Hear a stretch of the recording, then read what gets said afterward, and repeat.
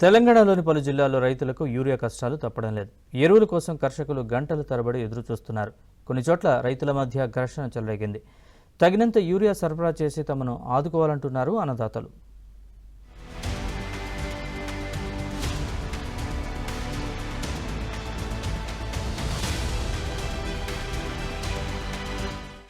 సిద్దిపేట జిల్లాలో యూరియా కోసం రైతులు ఆకచాట్లు పడుతున్నారు. మెరుదొడ్డిలో యూరియా కేంద్రం దగ్గర అర్ధరాత్రి నుంచి వందలాది రైతులు పడిగాపులు పడుతూ క్యూలైన్లలో చెప్పులు, రాళ్లు, కట్టెలను పెట్టారు.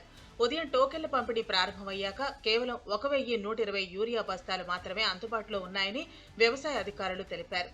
దీంతో క్యూలైన్లో ఉన్న రైతుల మధ్య తీవ్ర వాగ్వాదం జరిగింది. పరిస్థితి ఉద్రిక్తంగా మారటంతో అసహనానికి లోనైన అన్నదాతలు రైతు వేదికలోకి చొరబడి ఫర్నిచర్ ధ్వంసం చేశారు. ఘటనా స్థలానికి పోలీసులు చేరుకుని పరిస్థితి అదుపు చేశారు.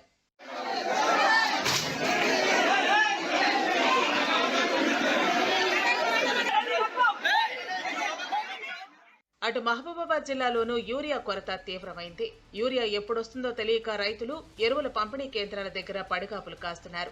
నరసింహులపేట మండలం పెద్ద నాగారంలో యూరియా కోసం కొందరు రైతులు ఏకంగా మంచాలు వేసుకుని నిద్రిస్తే మరి కొందరు నేలపై పడుకున్నారు. తగినంత యూరియా సరఫరా చేయాలంటూ కర్షకులు ప్రభుత్వాన్ని వేడుకుంటున్నారు.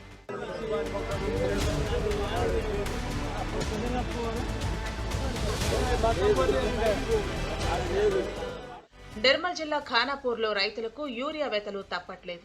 ఉదయం నుంచి వ్యవసాయ సహాయ సహకార కేంద్రాల దగ్గర ఎరువుల కోసం ఎదురు చూస్తున్నారు. గంటల తరబడి క్యూ లైన్లో నిలబడలేక చెప్పులు, పట్టా పాస్ పుస్తకాలు పెడుతున్నారు.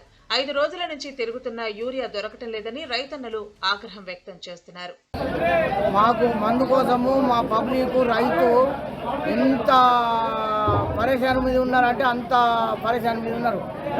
అప్పుడు ఒక ఎకరాకు మరి 2 సంచులు ఇస్తాము అని మాకు అప్పుడు చెప్పనుంటుంది. ఇప్పుడు 10 ఎకరాలు వేసుకుంటుంది. 10 ఎకరాల భూమిని కేజీలు కొడుతుంది, యాతలు ఎత్తిమి, అవిటకు పైసలు పెడుతుంది. ఈ నష్టమోలు కావాలా మాకు 10 ఎకరాల దానికి మాకు ఇన్నికి సంచులు యూరియా పంపిరు, డిఏపి పంపిరు, బీజ్ పంపిరు. ఈ రైతులు ఇంతగానో కలకాలనిపిస్తున్నారు. ఎందుకు సార్ మీరు రేవంత్ రెడ్డి ఎక్కిన కాడికి వెళ్ళి మరి ఈ ఇబ్బందులు ఎందుకు వస్తున్నాయి మాకు? అప్పుడు ఎన్నడన్నా అయిందా? కరెంటు పోయిందా? ఈ మందులు షార్టేజ్ అయినాయా? ఎందుకు ఈ రైతులు ఇంతగానం ఎందుకు కష్టపెడుతున్నారు? లేవని చెప్పని ఉంటుంది. ఒక 2 ఎకరాలు వేసుకుంటుంటుంది, 10 ఎకరాలు బంద్ చేస్తుంటుంది.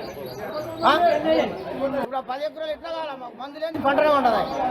సరిపడా యూరియా సరఫరా చేసి తమ పంటలు రక్షించాలని అన్నదాతలు కోరుతున్నారు. తమ బాధను అధికారులు పట్టించుకోవాలని వేడుకుంటున్నారు.